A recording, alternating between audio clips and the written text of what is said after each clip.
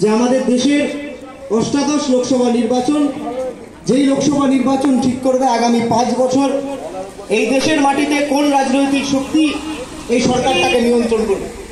এবং এর পাশাপাশি আপনাদের লোকসভা কেন্দ্র অর্থাৎ এই রানাঘাট লোকসভা কেন্দ্র থেকে কোন প্রার্থী এখান থেকে আপনাদের আশীর্বাদ, আপনাদের ভালোবাসা, আপনাদের সমর্থন পেয়ে লোকসভায় যাবে এবং আপনাদের কথা বলবে। বিভিন্ন রাজনৈতিক দল তারা তাদের মতো প্রচার করছে, কারণ স্বাভাবিকভাবে ভোটের আর বেশি দিন বাকি নেই। আমি যেখানে থাকি আমার ওখানে যাদবপুর লোকসভা কেন্দ্রের ভোট 1 জুন, কিন্তু আপনাদের ভোট এখানে 13ই মে, অর্থাৎ আগামী 7 তারিখের পরে যে নির্বাচনের যে অধ্যায়, সেই 13 তারিখ অর্থাৎ চতুর্থ অধ্যায়ের যে নির্বাচন, সেই নির্বাচনে আপনারা এই রানাঘাটের লোকসভা কেন্দ্রের যারা মানুষ, চাকদার মানুষ, তারা আপনারা ভোট দেবেন। এবং আপনারা ভোট দেবেন রুটি রুটির পক্ষে, নাকি আপনারা ভোট দেবেন এমন কোন রাজনৈতিক শক্তিকে যে রাজনৈতিক শক্তি মানুষের মধ্যে বিভাজন তৈরি করার চেষ্টা করে। নিশ্চিতভাবে অনেকে ভাবছেন যেখানে লড়াইতে হয়তো সিপিআইএম আছে, তৃণমূল আছে, বিজেপি আছে, কিন্তু আপনাদেরকে পরিষ্কার করে দেবো এখানে আমাদের লড়াইটা দ্বিমুখী লড়াই। এখানে সিপিএম এর সঙ্গে বিজেপি এবং তৃণমূলের মিলিতভাবে লড়াই হয়েছে। হয়তো ঘটনাচক্রে কেউ তৃণমূলের প্রতীকে দাঁড়িয়ে গেছে বা কেউ বিজেপির প্রতীকে দাঁড়িয়েছে, কিন্তু আসলে এই দুটো রাজনৈতিক শক্তি, এদের মধ্যে কোনো পার্থক্য নেই। আমরা যখন বামপন্থীরা সিপিআইএম, আমরা যখন বলছি মানুষের রুজি রুটির কথা, আমরা যখন বলছি 100 দিনের কাজকে 200 দিন করার কথা, আমরা যখন বলছি যে শিক্ষা প্রতিষ্ঠানগুলো তৃণমূলের আমলে বন্ধ হয়ে গেছে সেই শিক্ষা প্রতিষ্ঠানগুলোকে খুলতে হবে, আমরা যখন বলছি যে রাজ্যের শিল্প আনতে হবে, আমরা যখন বলছি রাস্তাঘাটকে উন্নত করতে হবে, আমরা যখন বলছি যে মেহনতি মানুষকে কর্মসংস্থান দিতে হবে, সে সময় দাঁড়িয়ে তৃণমূল আর বিজেপি রাম মন্দির আর মসজিদ দিয়ে রাজনীতি করছে। আজকে এখানে একটা বড় অংশের মানুষ যারা মতুয়া সম্প্রদায়ের মানুষ, তারা হয়তো ভাবছেন যে বিজেপি এসে বলছে নাগরিকত্ব দিয়ে দেবে। আমরা আপনাদেরকে বলতে চাই যে আপনারা যারা নির্বাচনে ভোট দেবেন, যারা নির্বাচনে ভোট দিয়েছেন, 2019-এ ভোট দিয়েছেন, তার আগে ভোট দিয়েছেন, এত বছর ধরে ভোট দিচ্ছেন, আপনাদেরকে নাগরিকত্ব দেবে। বিজেপির বাপের ক্ষমতা নেই আপনাদের নাগরিকত্ব কেড়ে নেবে। এই নাগরিকত্ব আপনারা অর্জন করেছেন, আপনাদের দেশ, আপনাদের জায়গা। এখানে বিজেপি যদি বলে আলাদা করে নাগরিকত্ব দেবে, তার মানে ভাওতাবাজি করছে। তো 5 বছর ধরে এই অঞ্চলের মানুষ বিজেপিকে ভোট দিল, বিজেপির সংসদ দিল্লিতে গেল, দিল্লিতে গিয়ে বিজেপির সংসদ এই রানাঘাটের অঞ্চল, এই চাকদা অঞ্চলের মানুষের কথা তুলে ধরতে পারলো না। এখন ভোটের আগে এসছে, ভোটের আগে এসে বলছে নাগরিকত্ব দেব, ভোটের আগে এসে বলছে যে বিজেপির সরকার নাকি দেশে তৈরি হবে, তাই আমাকে ভোট দাও, মোদিজির হাতটা শক্তিশালী করো। আরে বিজেপি স্লোগান দিয়েছিল ইসবার 400 পার। ভোট যত হচ্ছে, প্রথম দফা, দ্বিতীয় দফা, তৃতীয় দফার নির্বাচন হবে 7 তারিখে, আস্তে আস্তে দফা যত এগোচ্ছে বিজেপির মুখ শুকিয়ে যাচ্ছে। ও আর বলছে না যে ইসবার 400 পার, কারণ জানে 200 পার করতে পারবে না বিজেপি। যেই অবস্থায় পশ্চিমবঙ্গ, যে অবস্থায় গোটা দেশের মানুষ রয়েছে, ওই নির্মলা সীতারামনের স্বামী বলেছে যে আজকে ভারতবর্ষের যে অর্থনৈতিক সংকট, যে বেকারত্বের যে অবস্থা, যে বেকারত্ব আজকে ভারতবর্ষে এমন জায়গায় পৌঁছে গেছে যে গত 40 বছর 50 বছরে এত অংশের ছেলেমেয়েরা বেকার হয়নি, কিন্তু বিজেপি সরকার আসার পর থেকে বেকারের সংখ্যা দিন দিন বাড়ছে। 2014 সাল মনে পড়ে, যখন এদেশের মাটিতে বিজেপি সরকার আসবে, সে সময় বলেছিল যে বছরে 2 কোটি বেকারের চাকরি দেব। 2 কোটি বেকারের চাকরি মানে 10 বছর হয়ে গেছে 20 কোটি বেকারের চাকরি হওয়ার কথা। ভারতবর্ষে 543টা লোকসভা কেন্দ্র আছে। আপনি 20 কোটিকে যদি 543 দিয়ে ভাগ করেন, আপনার ক্যালকুলেটর, আপনার মোবাইল ফোনের মাধ্যমে আপনি দেখবেন 3,68,000, প্রায় 3,70,000, মানে প্রতি লোকসভা কেন্দ্রে 3,68,000 লোক চাকরি পেয়েছে। এত ভাটের কথা, গল্প কথা বিজেপি ছাড়া অন্য কেউ দিতে পারে না। এদিকে মমতা ব্যানার্জি বলেছিল কি, যে বছরে 2 লক্ষ বেকারের চাকরি হবে। আরে 2 লক্ষ বেকারের চাকরি মানে 26 লক্ষ বেকারের চাকরি হওয়ার কথা। 26 লক্ষ বেকারের চাকরি পশ্চিমবাংলায় হওয়া মানে, তার মানে ঘরে ঘরে আর বেকার থাকবে না। ওইদিকে মোদী বলেছিল 2014 সালে যে বিজেপি ক্ষমতায় এলে আপনাদের অ্যাকাউন্টে 15 লক্ষ টাকা চলে যাবে। পেয়েছেন? যারা আমাদের কথা শুনতে পাচ্ছেন আপনারা দেখুন, নিজেরা বিবেচনা করুন। 2 কোটি বেকারের চাকরি ভাতা, 15 লক্ষ টাকা ভাতা, তাহলে কিসের উপর দাঁড়িয়ে রয়েছে? 2019 সালে বলল পুলওয়ামাতে আমাদের দেশের সেনাবাহিনীর জওয়ানরা তারা হত হয়েছে, পাকিস্তানের থেকে নাকি উগ্রপন্থীরা এসে আমাদের সেনাদের উপর আক্রমণ করেছে। আমরা বললাম যারা আমাদের দেশের সেনাদের উপর আক্রমণ করেছে তাদেরকে শাস্তি দিতে হবে, খুঁজে খুঁজে শাস্তি দিতে হবে। 5 বছর পার হয়ে গেল, আপনি ভোট দিয়েছিলেন বিজেপিকে, আপনি ভোট দিয়েছিলেন পদ্মফুলে, আপনি ভোট দিয়েছিলেন পুলওয়ামাতে শহীদ হওয়া সেই সমস্ত সেনাকর্তা, সেই সমস্ত সেনার জওয়ানদেরকে, তাদের যাতে বিচার হয় তার জন্য আপনি ভোট দিয়েছিলেন। 5 বছর হয়ে গেল, এখনো সেই রিপোর্ট আমরা পেলাম না। 2014 সালে কি বলেছিল? গ্যাসের দাম, পেট্রোলের দাম, ডিজেলের দাম, কেরোসিনের দাম বিজেপি আসলে কমে যাবে। 60 টাকা দামের পেট্রোল এখন 100 টাকার উপরে। এখন আইপিএল এ খেলা হচ্ছে, ছেলেপুলেরা আইপিএল এ খেলা দেখছে, যারা প্রাপ্তবয়স্ক বাবারা, জেঠুরা, কাকিমারা, মারা, এমনকি দাদুরাও, যাদের কাছে ফোন আছে তারা দেখতে পায়। ও খেলার মধ্যে যত তাড়াতাড়ি টি20-তে সেঞ্চুরি হয়, হাফ সেঞ্চুরি হয়, তার থেকে বেশি তারও আগে পেট্রোল ডিজেলের দাম বেড়ে যাচ্ছে, 100 পার করে যাচ্ছে। এমনকি যে কেরোসিন সাধারণ প্রান্তিক মানুষ যাকে জ্বালানি হিসেবে ব্যবহার করে রান্নার জন্য, সেই কেরোসিনের দামটা ওরা ছাড়ে কেন? আজকে ইলেকট্রাল বন্ডের কথা আমরা বলছিলাম, আমরা ভারতের কমিউনিস্ট পার্টি, মার্কস পার্টি, এই কৌটনাড়া পার্টি যারা অনেকে বলে ভিক্ষা করে আমরা নাকি মানুষের থেকে চাঁদা তুলি। হ্যাঁ, আমরা ছোট লোকের পার্টি, হ্যাঁ আমরা গরিব খেটে খাওয়া মানুষের পার্টি, আমরা কৃষকের পার্টি, আমরা দিন মজুরের পার্টি, আমরা শ্রমিকের পার্টি। আমরা আমাদের চাঁদা তুলি মানুষের কাছে, কৌটো নাড়িয়ে 1 টাকা, 2 টাকা, 10 টাকা, 5 টাকা, কেউ 100 টাকা, কেউ 500 টাকাও দেয়। কোথাও কোথাও মানুষ ঘটে টাকা জমিয়ে রেখে ঘট ভেঙে আমাদেরকে টাকা দেয়। আর ওরা কি বললো? ওরা বললো ইলেকট্রাল বন্ড। কি ইলেকট্রাল বন্ড? নির্বাচনী বন্ড মানে নির্দিষ্টভাবে কিছু বড় বড় কোম্পানি তারা বিজেপিকে টাকা দিয়েছে, তারা তৃণমূলকে টাকা দিয়েছে, তার বিনিময়ে জিনিসপত্রের দাম বাড়িয়ে দেবে। এই যে কারেন্টের এত দাম বাড়ছে, বিদ্যুতের দাম বেড়ে যাচ্ছে, এর কারণ কি? ওখানে কলকাতার সিএসসি, স্টেট ইলেকট্রিসিটি বোর্ড, যেসব বিদ্যুতের সংস্থা আছে, যেগুলো প্রাইভেট সংস্থা, সিএসসির মতো, সেই সংস্থাগুলো বন্ড কিনেছে। তৃণমূলকে দিয়েছে 1100 কোটি টাকা আর বিজেপিকে দিয়েছে 6000 কোটি টাকা। ওখানে তৃণমূল, বিজেপি, বড় বড় কর্পোরেটদের, পুঁজিপতিদের, যারা আমাদের দেশকে শোষণ করছে, তাদেরকে কিছু ফায়দা দিচ্ছে, তারা টাকা দিচ্ছে, আর এর জন্য পস্তাতে হচ্ছে সাধারণ মানুষকে। যেই ওষুধের দাম ছিল 80 টাকা, 90 টাকা, সেই ওষুধের দাম হয়ে গেছে 130 টাকা, 150 টাকা, কিছু কিছু 200 টাকায় চলে গেছে। সাধারণ মানুষ যে ওষুধের উপর দাঁড়িয়ে তার জীবন জীবিকা, জীবন যন্ত্রণা, জীবনে বেঁচে থাকতে যে ওষুধের প্রয়োজন হয়, সেই ওষুধকে যারা বিক্রি করে, এদেরকে ভোট দেওয়া মানে নিজের ঘরে কাল শান্তি আসা, এদেরকে ভোট দেওয়া মানে আপনার আগামী দিনের ভবিষ্যৎকে আরো অন্ধকারের দিকে ঠেলে দেওয়া। এই সিপিআইএম বলছে যারা ইলেকট্রাল বন্ডে টাকা দিয়েছে, যে রাজনৈতিক দলগুলো, তাদেরকে ভোট দেবেন না।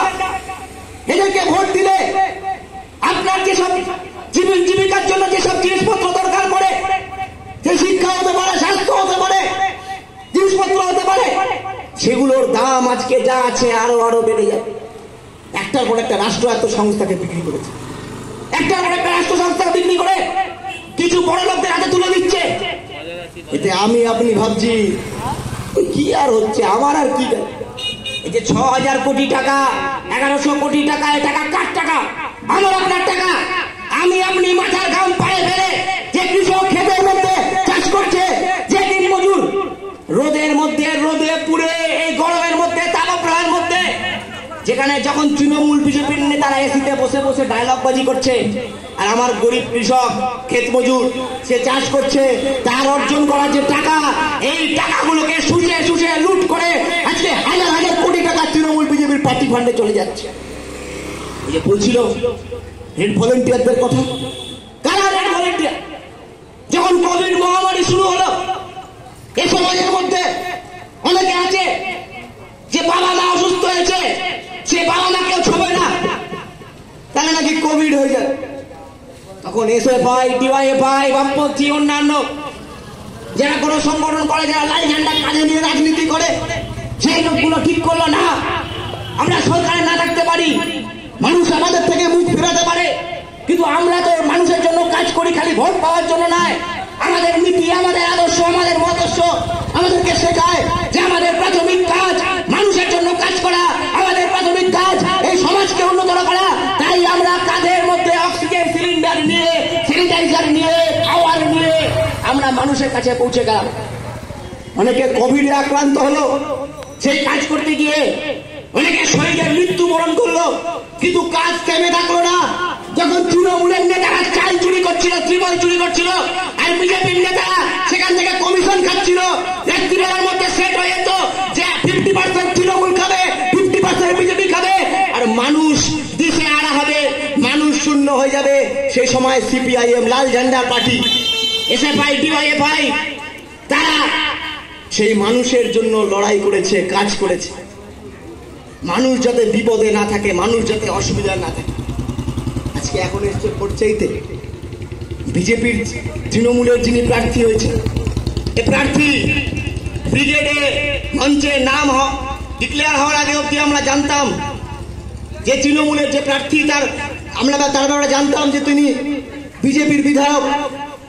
এমনকি রানাঘাট অঞ্চল থেকে, যেখান থেকে উনি বিধায়ক হয়েছেন, সেই অঞ্চলে এখনো গিয়ে দেখবেন ওনার নাম রয়েছে পদ্মফুল আঁকা। দেয়াল লেখনটা মুছতে গেল না, দেয়াল লেখানে এখনো নাম রয়ে গেল, পদ্মফুল আঁকা রইল, সে হয়ে গেল এখন তৃণমূলের প্রার্থী। তো সেটিং নয়। জগন্নাথ সরকার মহাশয় জানে যে উনি এখানকার মানুষের জন্য কোনো কাজ করেনি। একটা সাংসদ 25 কোটি টাকা পায় 5 বছরে এলাকার মানুষের উন্নয়ন করার জন্য। সেই এলাকার মানুষের উন্নয়ন করার খাতে যে এমপিল্যাডের টাকা, সে টাকা উনি ব্যবহার করতে পারেননি। পঞ্চায়েতের নির্বাচনে তৃণমূলের সঙ্গে গোপন সেটিং করে নিয়েছিল যে ওদিকে আসল শত্রু হচ্ছে সিপিআইএম কে আটকাতে হবে।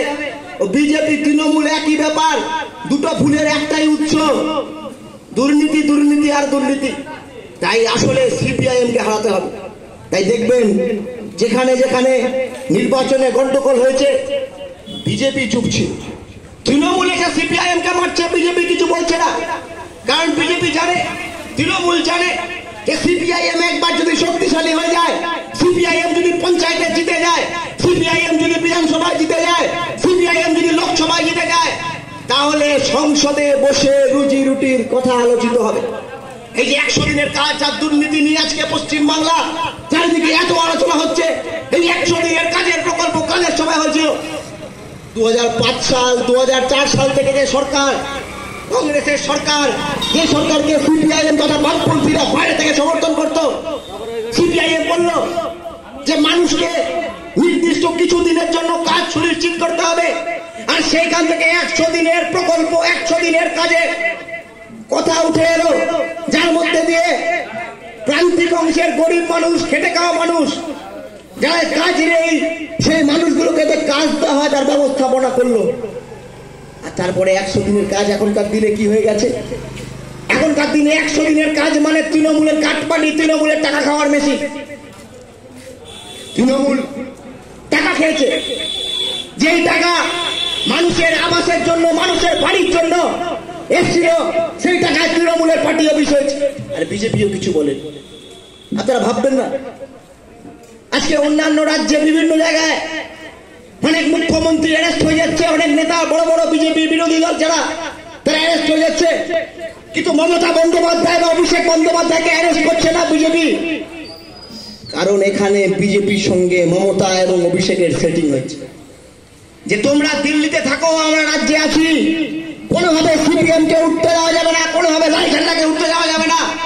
লাল ঝান্ডা যদি জিতে যায় তাহলে এই সাধারণ মানুষ যাদেরকে আমরা ধমক দিয়ে, চমক দিয়ে, বিভিন্ন খোকা ভোলানো কথা বলে ভুলিয়ে রেখেছি, এই মানুষগুলোর আওয়াজ আবার বেড়ে যাবে, এই মানুষগুলো আবার কথা বলতে থাকবে। 1977 সালে সিপিএম এর সরকার, বামফ্রন্ট সরকার যখন এই রাজ্যে আসছে, সে সময় আমরা দেখেছিলাম যে প্রতি বছর এসএসসি, টেট, পিএসসির মাধ্যমে নিয়োগ হতো। সাধারণ ঘরের ছেলে মেয়ে, সে সিপিএম হতে পারে, কংগ্রেস হতে পারে, তৃণমূল হতে পারে, বিজেপি হতে পারে, অন্য রাজনৈতিক দল হতে পারে, কোন রাজনৈতিক দলকে সরাসরি সমর্থন করে না এমন লোক হতে পারে, তারা মেধার ভিত্তিতে তাদের উপর তাদের নিয়োগ হতো, তারা চাকরি পেত। আমরা কি দেখলাম তৃণমূলেরা বলে 2011 সাল থেকে 2024 সাল 13 বছরে এসএসসি টেট করাতে পারলো না, পিএসসি করাতে পারলো না, যেখানে পরীক্ষা করাতে পারলো তার মধ্যে 2016 সালে এসএসসিতে এত বড় দুর্নীতি করলো যে দুর্নীতির জন্য অনেক যোগ্য ছেলেমেয়েরা চাকরি হারালো। আর এখনকার বিজেপির নেতা শুভেন্দু অধিকারী এবিপি আনন্দর বুমের সামনে 24 ঘন্টা টিভি 9 বুমের সামনে এসে বলছে দুর্নীতিবাজদের আমি উচিত শিক্ষা দেব। আরে তুমি কোথায় ছিলে বাবা? 2016 সাল মানে তো তৃণমূলের দ্বিতীয়বার ক্ষমতায় আসছে, সে সময় রাজ্যের মন্ত্রী ছিল শুভেন্দু অধিকারী। মেদিনীপুর থেকে শুরু করে বাঁকুড়া, পুরুলিয়া, পশ্চিমাঞ্চল, বাংলার রায় বাংলা যাকে বলা হয় মধ্যবঙ্গ, সেই অঞ্চলগুলো তো তুমি তৃণমূলের হয়ে টাকা তুলতে, তুমি চাকরি বিক্রি করেছো শুভেন্দু অধিকারী, চাকরি বিক্রি করেছো অভিষেক বন্দ্যোপাধ্যায়রা, আর তাদের প্রতিনিধি এখানে জগন্নাথ সরকাররা, বাবুল অধিকারীরা চাকরি বিক্রি করে তৃণমূলের নেতারা কেউ কেউ একতলা বাড়ি থেকে 3 তলা বাড়ি করে ফেলেছে। চাকরি বিক্রি করে তৃণমূলের নেতারা কেউ কেউ যারা সাইকেল নিয়ে গ্রামে ঘুরে বেড়াতো তারা স্করপিও নিয়ে ঘুরে বেড়াচ্ছে। চাকরি বিক্রি করে তৃণমূলের অনেক নেতা শহর অঞ্চলে বাড়িতে এসকেলেটর বসিয়ে নিয়েছে, বাড়িতে এসি বসিয়ে নিয়েছে। সেই টাকা কার টাকা? সেই টাকা জনগণের টাকা। এমন একটা দুর্নীতির ব্যবস্থা তৈরি করলো যার মাধ্যমে আমরা দেখলাম যে মানুষকে আলু, পটল, পেঁয়াজ, ঝিঙের মতো চাকরি কিনতে হচ্ছে। আজকে এই দুর্নীতির পরিবেশ, এই দুর্নীতির পরিবেশের জন্য উভয় তৃণমূল এবং বিজেপি দায়ী। আজকে তৃণমূল এবং বিজেপি নির্বাচনের আগে ঠিক করে নিয়েছে কে হিন্দুর কথা বলবে, কে মুসলিমের কথা বলবে। আমরা বলছি আমরা সিপিআইএম, আমরা মনে করি মানুষের জাত, পাত, ধর্ম এগুলোর থেকেও বড় কথা মানুষের মনুষ্যত্ব, মানুষের মনুষ্যত্বের পরিচয়। তাই হিন্দু, মুসলিম, খ্রিস্টান, শিখ, বাঙালি, অবাঙালি, মতুয়া, ব্রাহ্মণ এর মধ্যে যারা ভাগ করে আসলে আমাদের মধ্যে এরা লড়িয়ে দিতে চায়। এরা চায় না আমরা সংগঠিতভাবে, ঐক্যবদ্ধভাবে নিজের কথাগুলোকে তুলে ধরতে পারি, আমরা আমাদের স্কুলের বেঞ্চগুলোতে যাতে ফিরতে পারি, আমরা শিল্পায়নের জন্য লড়তে পারি, আমরা যাতে হিন্দু মুসলিম এক হয়ে ভাতের কথা বলি। এই কথাগুলোকে সরানোর জন্য ওরা এই জাত, পাত, ধর্ম এগুলো নিয়ে চলে আসে। আজকে এমন একটা পরিস্থিতি যেখানে মানুষ একে অপরের উপর বিশ্বাস রাখতে পারছে না। মানুষকে বুঝিয়ে দেওয়া হচ্ছে যে হিন্দুর পার্টি, মুসলিমের পার্টি। আমরা বলছি হিন্দু মুসলিমের আলাদা কোনো পার্টি হয় না। আসলে হিন্দু মুসলিমের আলাদা করে পার্টি করা মানে মানুষের আন্দোলনকে ওরা নষ্ট করতে চায়। সেই জায়গা থেকেই আমরা বলছি আজকে যারা হিন্দু আছে, যারা হিন্দু সম্প্রদায়ের মানুষ আছে, যারা বছর বছর দুর্গা পুজো করছে, লক্ষ্মী পুজো করছে, সরস্বতী পুজো করছে, কার্তিক পুজো করছে, শীতলা পুজো করছে, অন্যান্য ধর্মীয় উৎসব পালন করছে, তাদের কাছে আমরা আহ্বান করব, অনুরোধ করব, বিজেপি আসার আগে, বিজেপি তৈরির আগে এই পুজোগুলো পশ্চিম বাংলায় হতো না। বিজেপি এ রাজ্যে ক্ষমতায় আসবে করছে, বা বিজেপি এ রাজ্যে এতগুলো আসন পেয়েছে, সেই সময়ের আগে এ রাজ্যে পুজো হতো না, আচরা হতো না, উৎসব হতো না। আসলে আপনার এই ধর্মীয় ভাবাবেগকে ব্যবহার করার চেষ্টা করছে।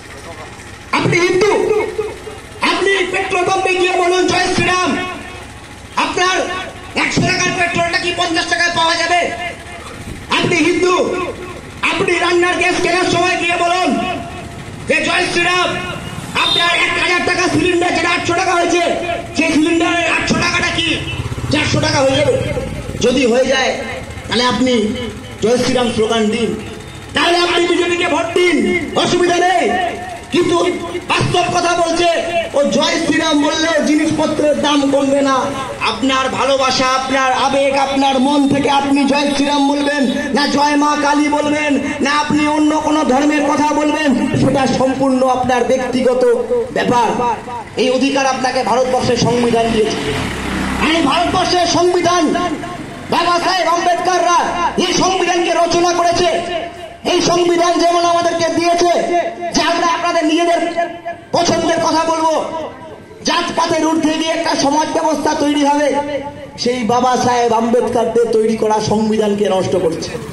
ভোটের সময় মতুয়া পাড়া এসে বলছে আমরা মতুয়াদের পক্ষে, আর পশ্চিম বাংলার বাইরে গিয়ে বলছে বিজেপি ক্ষমতায় এলে আমরা রিজার্ভেশন তুলে দেবো, বিজেপি যদি ক্ষমতায় আসে তাহলে সংরক্ষণ উঠে যাবে। এই মতুয়া ভাই বোনেরা, হিন্দু ভাই বোনেরা, এসসি এসটি ভাই বোনেরা যারা আমার কথা শুনতে পাচ্ছেন, এই বিজেপি কোনোভাবে এসসি এসটি ওবিসিদের দল নয়। এই বিজেপি বড় লোকদের পার্টি। এই বিজেপি আসলে সমাজের উচ্চ বর্ণের পার্টি। এরা কেবল মানুষে ভাগ করার জন্য ওরা আপনাদেরকে ব্যবহার করার চেষ্টা করে। কোনো এসসি কোনো এসটি কারোর ভালো করতে পারে না। যখন নাকি ভারতবর্ষের নতুন সংসদ ভবনটা উদ্বোধন হলো, আপনাদের মনে থাকবে সেই সংসদ ভবনে উদ্বোধনের সময় আমাদের দেশের রাষ্ট্রপতি, সে সামাজিকভাবে নিপীড়িত অংশের একটা মানুষ, সেই মানুষকে ওরা ওই উদ্বোধনে ডাকলো না। ওরা উদ্বোধনে ডাকলো না তার কারণ ওরা সামাজিকভাবে পিছিয়ে পড়া অংশের মানুষকে মানুষ হিসেবে গণ্য করে না। ওরা সামাজিকভাবে পিছিয়ে পড়া অংশের মানুষকে দিয়ে সমাজের নিকৃষ্টতম কাজগুলো করাতে চায়। ওরা সেই পুরনো দিন ফিরিয়ে আনতে চায়, যেই পুরনো সময় আমরা দেখতাম সমাজের নিচু তলার মানুষ, সমাজের পিছিয়ে পড়া মানুষ, প্রান্তিক অংশের মানুষ তারা অবহেলিত হতো, তারা কিভাবে নিপীড়নের শিকার হতো। আর তখন সিপিআইএম বলে যে এই সমাজের নিপীড়িত অংশের মানুষ, এই প্রান্তিক অংশের মানুষকে সমান জায়গায় নিয়ে আসতে হবে, এই পিছিয়ে পড়া অংশের মানুষকে সমান অধিকার দিতে হবে। তাই আগামী দিনে এই মানুষগুলোর অধিকারকে সুনিশ্চিত করতে গেলে কমরেড অলোকেশ দাসই একমাত্র ভরসা। কমরেড অলোকেশ দাস এই জেলার ছাত্র আন্দোলনের প্রাক্তন নেতৃত্ব, বর্তমানে গণ আন্দোলনের নেতা, শ্রমিক আন্দোলনের নেতা। এই অলোকেশ দাসরা যখন পার্লামেন্টে যায় তখন পার্লামেন্টে গিয়ে তারা আলোচনা করে রানাঘাটের মানুষ কতটা অসুবিধার মধ্যে আছে। তারা আলোচনা করে যে কিভাবে দাঁড়িয়ে এই রানাঘাটের মানুষকে আরো উন্নতর করা যায়। আর যদি জগন্নাথ সরকার বা মুকুটমণি অধিকারীরা পার্লামেন্টে যায় তাহলে আপনার ট্যাক্সের টাকায় 2.5 লক্ষ টাকা মাসিক বেতন নিয়ে আসলে আপনার আমার ভালো নয়, নিজের আখের গোছাতে চায়। আমরা যদি শিক্ষার দিকটা দেখি, আমরা যদি শিক্ষা ব্যবস্থার দিকটা দেখি, আমরা দেখতে পাবো যে সময় দাঁড়িয়ে আমরা বলতাম যে শিক্ষা আসলে প্রাথমিক দিকে দিতে হবে, আমরা বলতাম যে সরকারি শিক্ষা ব্যবস্থাকে আরো উন্নতর করতে হবে। আর তার জন্য সিপিএম এর সরকার, বামফ্রন্টের সরকার এ রাজ্যের প্রতিটা ব্লকে, প্রতিটা জায়গায় স্কুল তৈরি করেছিল। প্রতিটা জায়গায় স্কুল তৈরি হয়েছিল বিনা পয়সায় বা একদম কম পয়সায়, যাতে প্রান্তিক ঘরের ছেলে, চাষির ঘরের ছেলে, শ্রমিকের ঘরের ছেলে পড়াশোনা করতে পারে। আর সেই স্কুলগুলোর গেটে ওরা তালা ঝুলিয়ে দিচ্ছে। ভাবা যায় একটা রাজ্যের শিক্ষামন্ত্রী যার বয়স প্রায় বলা উচিত না, এতটা প্রবীণ মানুষ, তার গার্লফ্রেন্ডের খাটের তলা থেকে 50 কোটি 52 কোটি টাকা উদ্ধার হচ্ছে।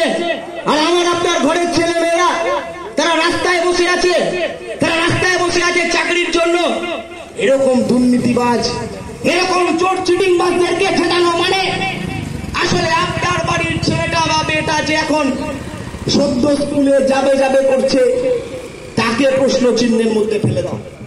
কারণ এর ছেলে বা মেয়ে যখন বড় হবে, সে যখন কলেজে যাবে, সে যখন গ্রাজুয়েট পাস করবে, সে যখন চাকরির জন্য বিভিন্ন দপ্তরে যাবে, সে তখন আপনাকে প্রশ্ন করবে যে সেদিন দাঁড়িয়ে যখন এই দুর্নীতিগুলো হচ্ছিল, সেদিন দাঁড়িয়ে যখন এই চুরিগুলো হচ্ছিল, এই চুরিগুলো হচ্ছিল, আমাদের ভবিষ্যৎ নিয়ে যখন ছিনিমিনি খেলছিল তৃণমূল আর বিজেপি, সেই সময় দাঁড়িয়ে তুমি একটা কথা বলনি। সেদিন দাঁড়িয়ে তুমি তুমি চুপ করেছিলে, সেদিন দাঁড়িয়ে তুমি অন্যায়ের প্রতিবাদ করনি, তাই আজকে আমাকে এই অসুবিধার সম্মুখীন হতে হচ্ছে। তাই আপনাদের কাছে আমরা বিনীতভাবে আহ্বান করব, অনুরোধ করব, আপনার বাড়ির ছেলে মেয়েটার কথা ভেবে, আপনার বাড়ির ছেলে মেয়েটার কথা ভেবে, আপনার কৃষক ভাইদের কথা ভেবে, দিন মজুর ক্ষেত মজুর কথা ভাইদের কথা ভেবে, মহিলাদের কথা ভেবে, নিপীড়িত অংশের মানুষের কথা ভেবে আপনারা আপনাদের মূল্যবান ভোট, যদি আপনাদের মনে হয় যে আমি যা যা বলছি বা আমার আগের বক্তারা যা যা বলেছে এগুলো যদি সঠিক হয়, এবং আপনাদের যদি মনে হয় যে অলোকেশ দাসরা পারবে, আমি আপনাদের নিশ্চিতভাবে বলতে পারি অলোকেশ দাস পারবে। এর আগে দুবারের সাংসদ ছিল, পার্লামেন্ট কাঁপিয়ে দিয়েছিল, লোকসভা কাঁপিয়ে দিয়েছিল। সেই অলোকেশ দাসরা যদি আপনার মতে পারতে পারে, তাহলে আপনারা আপনাদের মূল্যবান ভোট কাস্তে হাতুড়ি তারা চিহ্নে দেবেন। আপনারা আপনাদের মূল্যবান ভোট আপনাদের বাড়ির ছেলে মেয়েদের কথা ভেবে দেবেন। এমনকি যারা তৃণমূল বা বিজেপিকে ভোট দিয়েছিলেন, যারা তৃণমূলকে সমর্থন করেন, যারা বিজেপিকে সমর্থন করতেন বা করেন, তাদের কাছেও আহ্বান করব, আপনাদের ভালো লাগে যখন আপনাদের শুনতে হয় যে আপনি চোর, আপনাদের শুনতে হয় যে সন্দেশখালীতে আপনারা আপনাদের রাজনৈতিক দল যারা রাত্রিবেলা 11টার সময়, 12টার সময়, 2টার সময় মহিলাদের পিঠে খেয়ে রাখতো, আপনারা মহিলাদের উপর নির্যাতন করেন, এমন কথা যখন আপনাকে শুনতে হয়, আপনি যদি সৎ হয়ে থাকেন, আপনি যদি চুরি করে না থাকেন, যার সংখ্যাটা কম, তাও যদি আপনাদের মধ্যে বিবেক থাকে, আপনাদের মধ্যে যদি একটু হলেও সততা থাকে, তাহলে এই তৃণমূল আর বিজেপি এই উভয় দুই প্রার্থী যারা নিজেরা কোন দলে থাকবে, নির্বাচনের পর কাদের পক্ষে থাকবে, যদি জিতে যায় তার সম্ভাবনা কম। তারা নিজেরা তারা তৃণমূলে থাকবে না বিজেপিতে যাবে, না বিজেপি থাকবে তৃণমূলে যাবে। এদেরকে ভোট দিয়ে নিজের মূল্যবান ভোটটা নষ্ট করবেন না। আপনারা যদি এমন একটা ভারত চান যে ভারতে সমকাজে সমবেতন হবে, এমন একটা ভারত চান যে ভারতে হিন্দু মুসলিম বিভাজন হবে না, এমন একটা ভারত চান যেখানে সামাজিকভাবে পিছিয়ে পড়া অংশের মানুষ আরো উন্নতর হতে পারবে, শিক্ষার জন্য কাউকে অন্য রাজ্যে গিয়ে পড়াশোনা করতে হবে না, বেসরকারি স্কুলে ভর্তি হতে হবে না, সরকারি স্কুলে ভর্তি হয়ে চাষার বেটা যেমন স্বপ্ন দেখত ডাক্তার হবে, ইঞ্জিনিয়ার হবে, আর বাম সরকারের সময় সেগুলো হতে পারত, তাহলে সেই যদি ভাবনা থেকে আপনারা যদি সেই ভাবনা হয়, তাহলে আপনারা এই আগে যে ছিল দিল্লিতে কংগ্রেস আর বাংলায় সিপিএম, অর্থাৎ যে ইউপিএ 1 সরকার, যে ইউপিএন 1 সরকার, ইউপিএ 1 সরকার, 2004 থেকে 2009 সরকার, যেই সরকারের সময় খাদ্য সুরক্ষার মতো আইন তৈরি হয়েছিল, যেই সরকারের সময় সবার জন্য শিক্ষা, সর্বশিক্ষা অভিযান তৈরি হয়েছিল, যেই সরকারের সময় 100 দিনের কাজের কর্মসূচি তৈরি হয়েছিল, সেই সময়ে সরকার চাইলে আপনারা আপনাদের মূল্যবান ভোট কাস্তে হাতুড়ি তারা চিহ্নে অলোকেশ দাসকে দিয়ে নির্বাচিত করবেন। এই আহ্বান রেখে আমি আমার কথা শেষ করব। ইনকিলাব জিন্দাবাদ, সিপিআইএম জিন্দাবাদ।